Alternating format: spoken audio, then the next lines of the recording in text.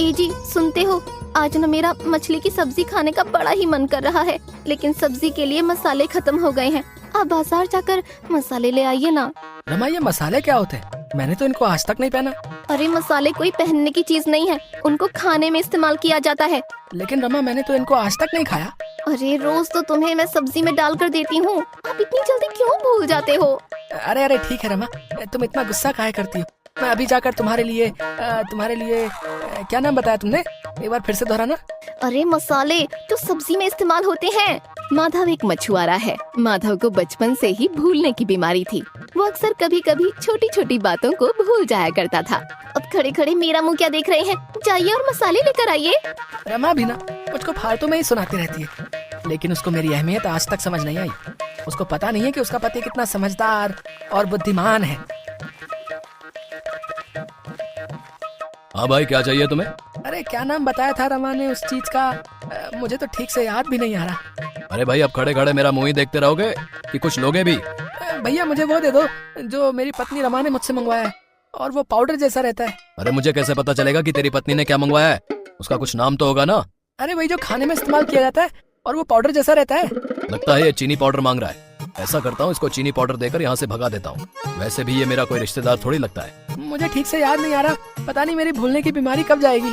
अरे तुम चिंता मत करो भाई, मैं समझ गया हूँ कि तुम्हारी पत्नी ने तुमसे क्या मंगवाया है। फिर दुकानदार माधव को एक चीनी पाउडर का डिब्बा दे देता है और माधव वो डिब्बा लेकर घर आ जाता है।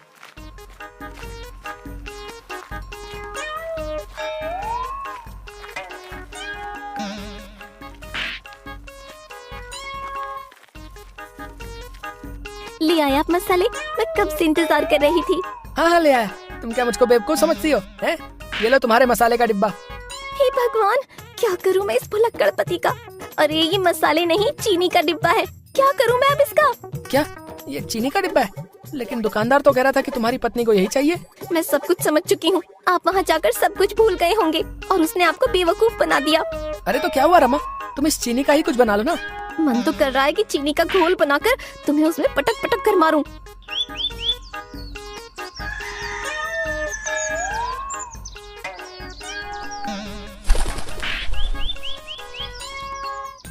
अगले दिन रमा माधव को उठाती है और उससे कहती है, ए जी चलिए उठिए और जाकर मछलियाँ पकड़ कर लाइए।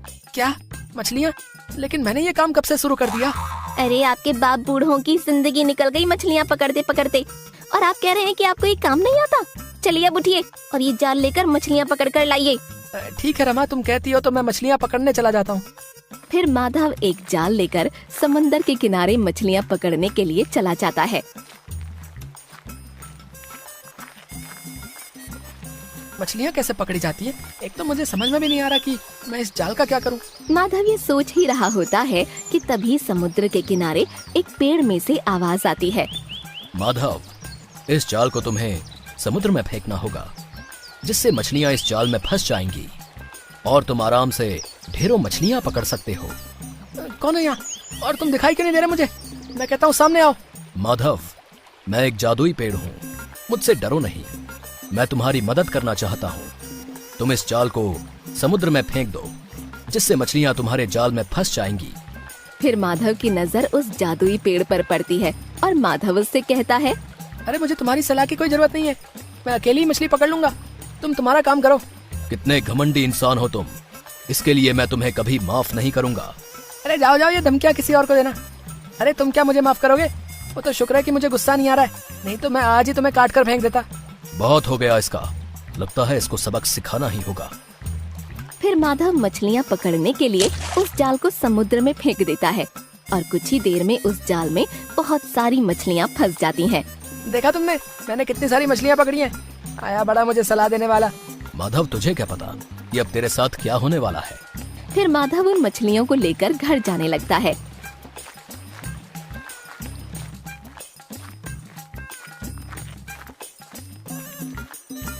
अरे ओ रमा, जरा बाहर आकर देखो तो सही कि मैं कितनी सारी मछलियाँ पकड़ कर लाया हूँ।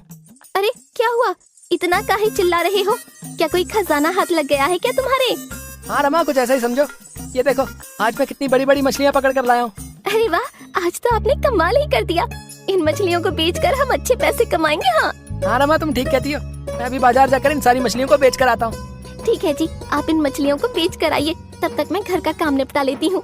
फिर माधव उन सारी मछलियों को लेकर बाजार चला जाता है। तरबूज ले लो, स्वादिष्ट मीठे तरबूज ले लो, एक बार खाओगे। मछलियाँ ले लो, बड़ी बड़ी ताजी ताजी मछलियाँ, एक बार खाओगे बार बार ले जाओगे। अरे भाई, तुम्हारी मछलियाँ तो बहुत ही बड़ी लग रही हैं। इन मछलियों का क्या दाम है भैया? भैया जी सिर्फ 100 रुपए किलो। बताइए कितने किलो दे दूं आपको? अरे भैया, मुझे तो 2 किलो तोल के दे दो।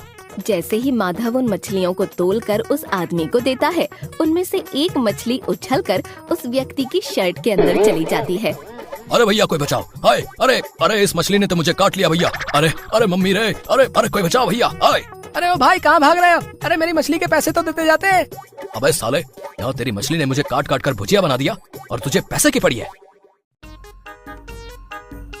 अजीब बात है, ये मछली जीवित कैसे हो गई? हो सकता है यमराज छुट्टी पर होंगे।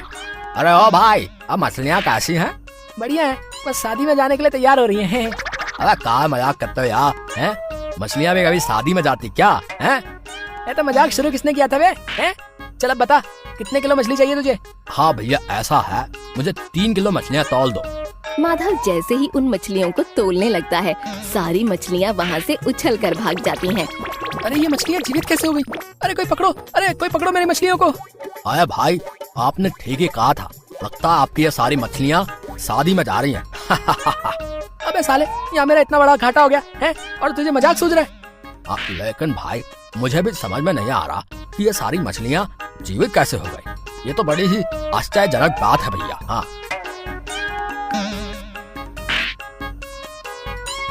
फिर माधव उदास होकर अपने घर आ जाता है और उसकी पत्नी उससे कहती है, ए जी, क्या हुआ? आप उदास क्यों लग रहे हैं? क्या आप सारी मछलियाँ बेच आए? नहीं रमा, मैंने एक भी मछली नहीं बेची। तो आपने क्या किया उन सारी मछलियों का? कहाँ गई वो सारी मछलियाँ? फिर माधव ने रमा को बाजार वाली सारी बात बताई।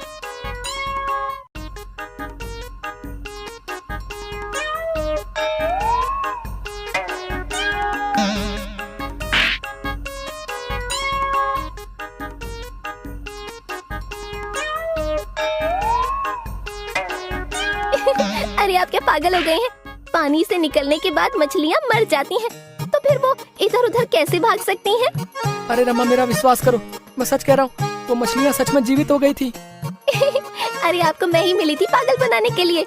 चलिए, रात बहुत हो चुकी है, मुझे तो बहुत तेज नींद आ रही है, आप भी सो जाइए।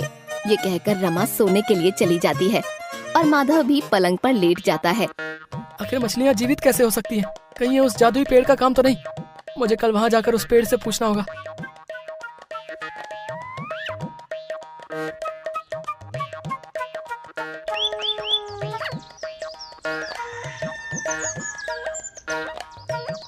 अरे रमा, तुम घर पर ही रहना, मैं मछलियाँ पकड़ने जा रहा हूँ। अच्छा? ए जी, पता नहीं आज मेरा मन बहुत ही घबरा रहा है, आप आज मत जाइए ना मछली पकड़ने। लेकिन रमा, अगर मैं मछलियाँ पकड़ने नहीं गया तो हमारे घर का खर्चा कैसे चलेगा? तुम चिंता मत करो, मुझे कुछ नहीं होगा। ये कहकर माधव मछलियाँ पकड़ने के लिए चला जाता है।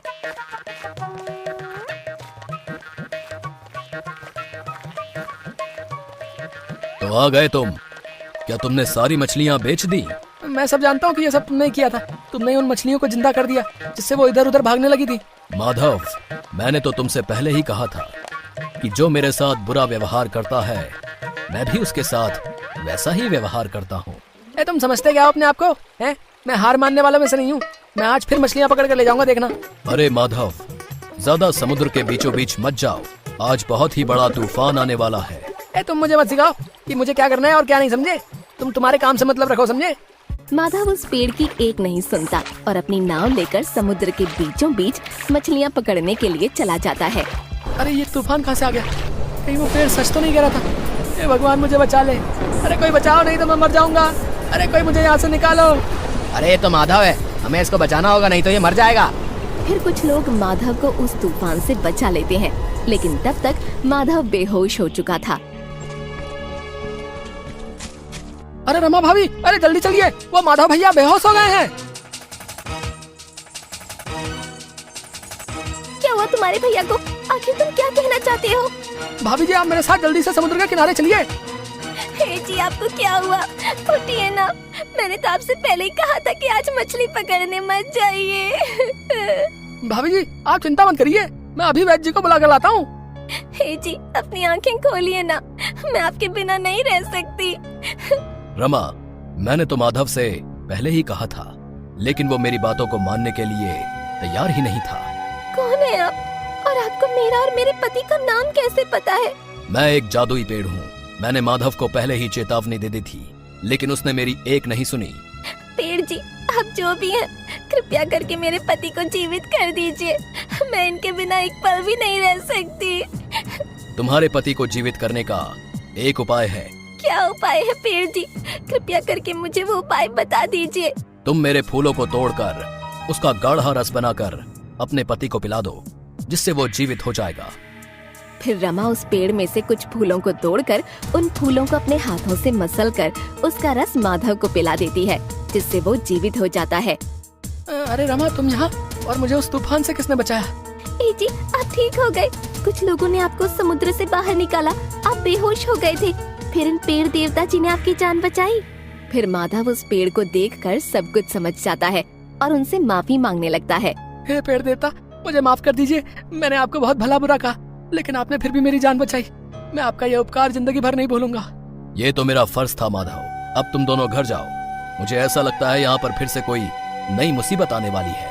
पेड़ के इतना कहते ही माधव फिर से सब कुछ भूल जाता है और रमा से कहता है, अरे रमा, हम दोनों यहाँ पर क्या कर रहे हैं?